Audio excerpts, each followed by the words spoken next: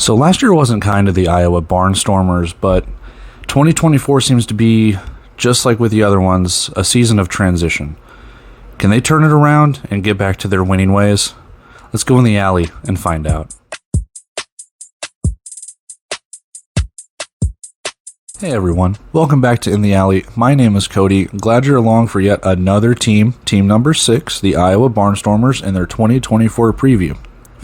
It's the weekend, so we get daytime videos. I don't have to record while my kid and my wife sleep. This is going to be awesome. Moving on. Before we check out the history tab, the schedule, and the players coming and going, I just want to take a quick second to say thank you. Thank you to everyone that has watched these videos. It means a lot to me. It's not lost. I don't take any of this for granted. I appreciate the time you guys take out of your day to watch these. So, that being said, a little brief history on the Iowa Barnstormers. This is not your dad's Iowa Barnstormers. This iteration comes from the 2008 Arena Football 2 era and moving up into the Indoor Football League. But the 1995 one is the one that probably gets the most credit, with obviously Kurt Warner and others, but mainly just Kurt Warner because it's a Super Bowl MVP and an NFL MVP, and it's Kurt Warner. That's all you need to know about the Barnstormers. That's it, just Kurt Warner. But that's my job, to show you a little bit of the brief history about this new iteration, and not to erase him, but to hopefully do that first era of the Barnstormers justice. So that being said, let's go check out the history chat. I am talking way too fast this morning. Let's go check out the history tab. Jesus. And let's see how the Iowa Barnstormers have fared in the last few years. I swear you change the recording time and have a few 2 cups of coffee and you're just tripping over your words. But let's talk about the Iowa Barnstormers here as the history tab pops up. Located in Des Moines, Iowa. That's my hometown. That's where I was born. That's neat.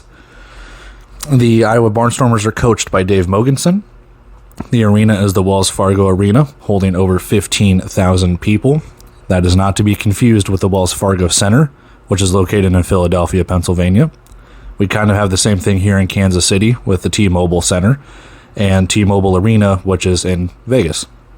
So I know some people get them confused, but it's always the arena, Wells Fargo Arena. Championships. Iowa claims 1 in 2018. In their 2023 record, I'm just going to put it bluntly, it was abysmal. 3-12. That's not the Iowa winning ways, but good enough for 6th in the East. They weren't last, so I guess hang your hat on not last. Last 5 years, 41-30 overall. 2023, again, 3-12. They didn't qualify for the playoffs. 2022, 9-7, losing in the quarterfinals to Frisco. 2021, 6-6, losing in the quarterfinals to Duke City. 2019, 12-2, lost in the semifinals to Sioux Falls. And that 2018 season, 11-3, winning the United Bowl against Sioux Falls. One thing I do want to say really quick, though, and it's a testament to the Indoor Football League. In 2018, when Iowa won that championship, there were 6 teams. That's it. I remember that season. 6 teams, and you're wondering how this league is going to continue on. It's been 6 years since then. There are 16 teams in this league. They have grown over double the amount in just 6 years. That is a testament to that front office in the Indoor Football League, the teams that they've brought in, the other teams that have stuck around. It's stable. It's awesome. It's great not to wonder if the league is going to collapse. So that being the case, it hasn't been very fortuitous for Iowa over the last couple of seasons. Last year snapped a 5-season streak of going to the playoffs. So kind of sucks to break that streak, but you got to get back to those winning ways. I think they will this season. And even in 2021, 6-6, losing in the quarterfinals, they lost by 1 point. They had a chance to go to the semifinals. They lose by 2 points in 2019. That could have taken them back to the United Bowl. They're there. They do win. They are able to get to the playoffs. But as I just said, there are 16 teams in this league. It is harder to make the playoffs now. It is harder to win championships now. It's a testament to the teams that still make it to the playoffs on a routine basis. It's still a testament to the teams that are winning championships on a routine basis. But you don't really see that, especially with the last couple of winners that we've seen. They've all been first-time or brand-new winners. So it's a testament. You know, flags fly forever, banners fly forever. Iowa has one. Hang your hat on that. Let's get back to those winning ways. That being said, I'm sure they will, and we'll check out their schedule for this upcoming season. So as the schedule tab pops up over here, I do want to talk a little bit about their expectations, at least my personal expectations. I know everyone's expectations of their own team that they root for is obviously, let's win a championship. Mine's no different, really, but I see Iowa falling short of the playoffs this year. I hate to be blunt, honest about it, but I do. The only way I see them really making the playoffs is the same way I talked about Green Bay in their preview. They could sneak into that 4 seed. The same thing I said about 5 teams in the Green Bay preview. Iowa's one of those 5 teams. That's what makes this year intriguing to me. That's what makes this year very, very intriguing is you're going to look at those games against Green Bay and Iowa. You're going to look at those games against Green Bay and Tulsa, Iowa, Tulsa, Sioux Falls and Quad City, whatever. It's those games that are going to really, really determine who is going to make the playoffs out of the East. Like I said, that's not to say that those other 3 teams that I personally have locked in don't fall short of expectations as well, but I just have a tough time with Iowa making the playoffs. I think they'll do better than their 3-12 record from last year. Parity is really, really good in this league. I mean, that being the case, though, I have a tough time seeing Iowa making it. They could surprise. I hope they do. I really hope that they do. But it's going to be tough in my opinion. The reason why is obviously when you see the schedule here, 3 straight road games. The first 2 games are against teams I think wouldn't be considered must wins, but you kind of have to win those games. And then a final road game at Massachusetts on a short week, followed by home against Arizona, who's coming off their own, Northern Arizona, Bay Area, things along those lines. The Kevin Guy Redemption Tour. It's going to be tough. It's going to be tough for that first half of the schedule. It doesn't get any easier at the bottom end of the schedule. At Arizona, home against Jacksonville, and they finish the season home against Sioux Falls and at Frisco. That's tough. I mean, no game is a gimme, especially for some of these teams that I've deemed, kind of not making the playoffs. So each game here is going to be very crucial for Iowa. That being said, I do see, you kind of talk about toss-up games or whatever, and you kind of like, well, if we split the home and home, whatever the case could be, I see Iowa easily doubling their win total from last year. They get 6 wins easy. They could pop off 7 or 8, and maybe that 500, 8-8 gets them into the playoffs. And I said the same thing about Green Bay. Again, that's why I think these games are so crucial. That's why I am so excited for this season to see how these games will play out. Iowa could surprise some people, though. With the players that they have returning, the players that they have lost, it could be that 4th seed in the playoffs. I know I said that about Green Bay, and I will say it for the other 3 teams as well.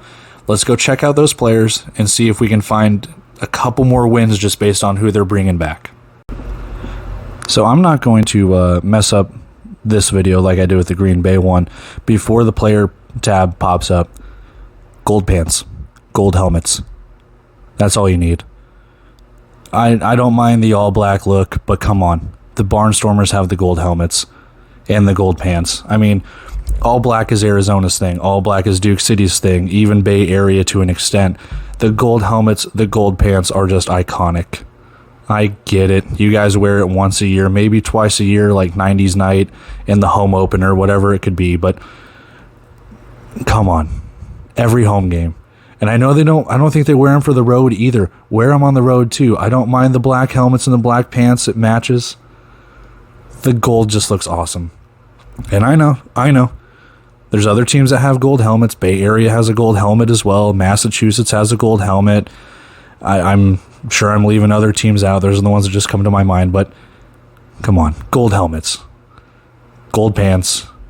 it just pops. It just pops with the gold numbers. It's just awesome. Please, Iowa, please go back to the classics.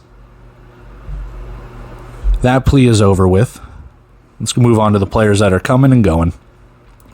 First up, we're going to talk about the defense here. Those are the players that I've kind of highlighted. But I do want to say for, people that are wondering, Darius James Peterson is back. I had an inkling last year that when he went down in the second game of the season, that the entire offense kind of went through him, and it showed. The offense was brutal. It was tough to watch. They went through 5 different quarterbacks, or at least 5, I believe, that played in games between DJP, Zach Reeder, Daniel Smith, and Jonathan Bain. And Henry Ogala got in there for a couple of plays or a couple of series, but that's not good continuity. That's not good chemistry with the wide receivers, with the timing routes, and if you don't know who's going to be starting this week or next week, who you brought in, who you released, it just was kind of a cluster. Defense wasn't much better. Defense averaged 54 points against per game last year. And I think with what they have returning, rookies that they've brought in, I think another year of experience for those guys can really, really help solidify that defense and get those numbers down. That being said, too, on the offensive side of the ball, I know I don't have it highlighted here, but excuse me. You're bringing back 2 offensive linemen that started, one started all season, the other one started half the season, and Joe Bastante and Tariq Bateman, respectively. Have, again, like I said, with Green Bay, having that offensive lineman to quarterback continuity and connection really builds that chemistry to help form your pocket, get those timing routes out, make sure that the quarterback has an escapability to run, opens up the run game, things along those lines. Offensive linemen are very important in this league. Experienced offensive linemen are very important in this league, along with a quarterback. Shout out to the offensive linemen. They don't get enough love. But let's talk defensively here. Key players, I have Ian McBurrow. He played 10 games last year, and I can't remember off the top of my head. I try not to look at notes in the middle of these, but I don't remember if he was injured. I truly don't.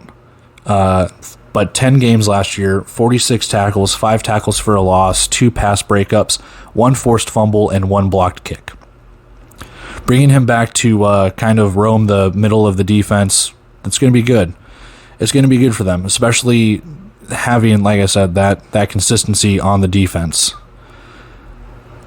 They went through a lot of defensive linemen last year. I think at one point, I know I commented on a Facebook forum saying at one point Iowa had 9 defensive linemen through only a certain amount of games. So hoping to clean that up. I don't know if they just kind of threw Scrabble tiles at a wall last year, hoping something would spell a word. But bringing some of these guys back, bringing DJP and some offensive linemen back, it's really going to help.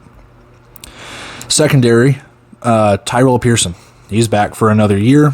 51 tackles, 1 tackle for a loss, 2 interceptions, and 9 pass breakups. He was pretty good. I mean, he was right there, and I know they bring back a couple of other guys. They've got some rookies over there as well that are pretty hungry to get after it.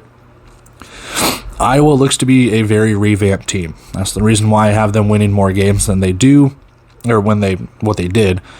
And I don't know. I hope that defense gets revamped. If they can clamp down and really, shorten those games and get 3 and outs for other teams, Iowa could surprise some people. Lastly, on the key additions, I have Gabriel Rui. 2nd team All-Indoor Football League. I know it's hard to see gold on gold over there, but 2nd team All-Indoor Football League. 11 of 31 field goals, and I know that doesn't jump off the page for people that watch NFL and college. That's very below 500, but it's tough to kick in this league. 56 of 62 for extra points. That's more like it. But what if I told you that Gabriel Rui was the 2nd most trotted out kicker? I'm going to try and see if I can find the words for that. The 2nd most trotted out kicker to attempt field goals last year. I think Bryce Crawford was with 36 attempts, I believe.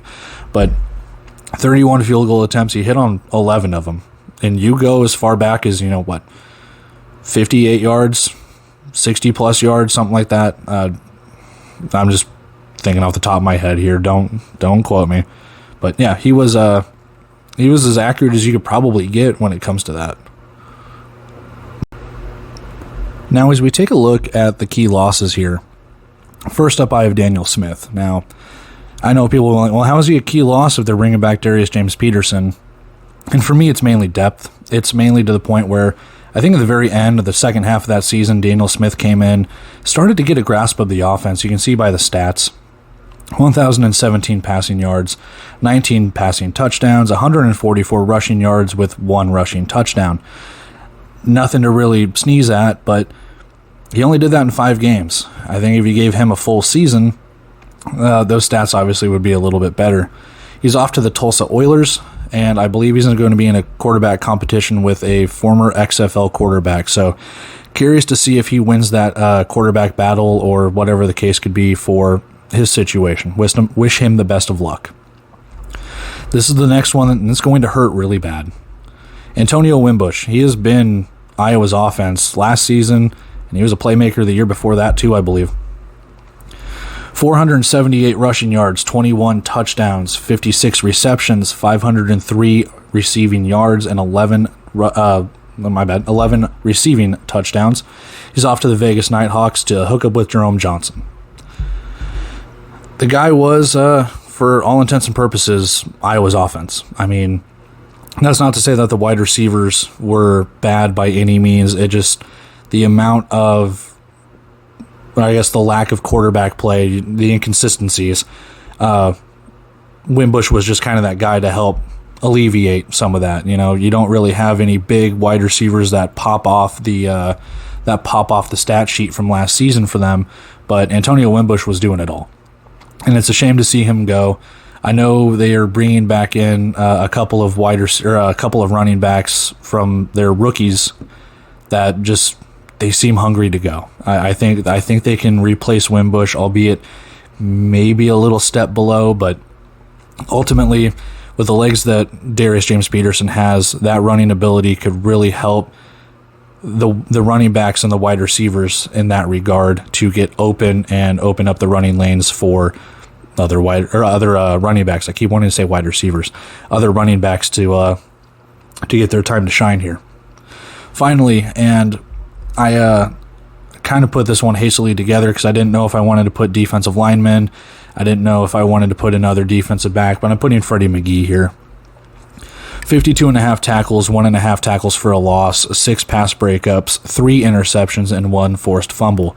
They do bring back Tyrell Pearson, but if you could bring back Freddie McGee, and I know they bring back, is it Philip Russell? I need to look it up. I hate doing this. I hate looking it up. I should know this stuff. They do bring back Philip Russell. Okay. I couldn't remember if it was Philip Russell or Cook, Lawson Cook, but Philip Russell. They do bring back Philip Russell, but he only played a couple of games at the end of the season last year. Freddie McGee, I believe, played all 15 games or something close to that. And yeah, same stats, just as much as Tyrell Pearson. Those two guys were pretty good in the defensive backfield last year.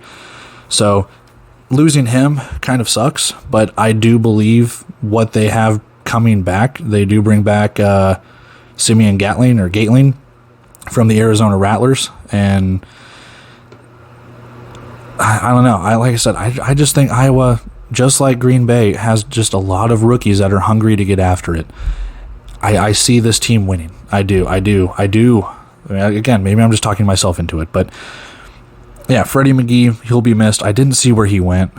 I couldn't find out where he went. I don't think he's moved up, and I don't think he's in any other indoor arena league right now. But again, I only go with a couple limited social medias and stuff like that to kind of get my facts. I'm that much of an insider.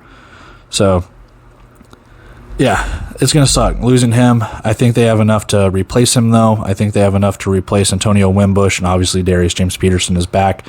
Looking for that continuity. I know I keep saying that in this video. I think that's just the topic for Iowa, is just continuity, chemistry, building that up, getting those rookies in there. Again, just like Green Bay, there are a lot of similarities between those two teams right now in a transitional Eastern Conference to make sure that you can solidify your spot in the playoffs. Let's give my final thoughts really quick and we'll sign off for today. Okay, so Really quick, I don't know how faintly you can hear it. I can hear it through the vents here. If you hear any noise in the background, that's my daughter playing downstairs with one of her musical toys. But I don't know if it's going to come through the video or not. So just a warning. Final thoughts for the Iowa Barnstormers. It's the same thing with Green Bay. It's the same thing with I'm just going to call them the group of five, college football term there, but the group of five in the East right there, all fighting, in my opinion, for that fourth and final playoff spot. I think Iowa brings back the talent to do it, just like Green Bay, just like Sioux Falls, just like Quad City. Brutally honest, I think they fall short. I know I root for this team as kind of my secondary team behind Quad City, but I don't know. There's just something about this team that I know that they will improve. I know they will get back to their winning ways. It just might take a couple of seasons to do it. But I do think that this is the year that they actually at least double their win total. And who knows, maybe they get to that 8th, 9th win. They're able to get into the playoffs. They've done it before. 2022, I believe. Yeah, 2022, they went 9-7. I think Quad City was 9-7 as well, and both of those teams got in over Sioux Falls, if I'm not mistaken. I'd have to go look that back up. Like I said, I hate looking at the notes. I should know this stuff, man. I've got a good memory. But yeah, I think 2022 they got in with Quad City. Sioux Falls fell short. So I could see another scenario like that playing out again. Iowa has the talent. They bring it back. Green Bay has the talent. They bring it back. Sioux Falls, clearly. Quad City as well. It's going to be fun. That's just the gist of it. It's going to be fun to watch these teams battle each other in the East. I am excited for that March 23rd battle. I am excited to see Iowa travel to Green Bay. I'm excited for the home opener against the Rattlers. I'm excited to see how this team does. It will be very, very interesting to see how this team progresses from last season to this season. Do the wheels fall off the bus again? I don't see it. This team's not going winless. For the floor, I don't even see 3-12. I don't. I think this team is better. I think 6 is probably the minimum. I have them right with Green Bay with anywhere between 6 to 9 wins, So yeah, that's it's tough. It's tough to gauge these teams. I know I'm kind of doing this blind lead. Rosters, again, I forgot to say that last. Rosters are fluid. But yeah, we don't know all the rosters. We don't know who's starting. We don't know who's cut, who's released, who's traded, who's anything and everything along those lines. I'm doing this blindly. You guys are watching this blindly. These players might not even be here. They probably are, but they might not be, It sucks because I'm trying to be accurate with this while also taking stabs in the dark. I think Iowa's good. I think they're going to progress. They're going to be better than what they were last year. They went 9-7 just 2 years ago. I'm hopefully expecting that again this year. So I think that's it. I think for the first day video that I've done in a week. Excuse me. The first day video I've done in a week. We'll kind of call it there. So I appreciate you guys taking the time to watch this. I know this is probably one of the longer videos because it's obviously one of the teams I root for. I'm very passionate with them, very interested in how they're going to do. But with that, I'm going to sign off here. Typical thing. Like, comment, subscribe, feedback, always important. I appreciate everything. Thank you. I hope I don't sound like a robot while I'm talking like this. It's just kind of, I feel like your typical YouTuber stuff to be like, comment, subscribe. But I mean it. I appreciate the feedback. I appreciate the kind words. I love you guys. Thank you for taking the time to watch these. Thank you for giving me the feedback necessary to improve on what I need to do. It means so much here. We're almost halfway through this, which is just incredible to think about. And hey, 2 weeks away. 2 weeks away from the start of the indoor football season. It is almost here. I am so happy for that. But with that, I'm going to go ahead and sign off here, guys. I will check you in the next video. We've got Jacksonville, one of the newcomers. This is going to be incredible. Until then, see ya.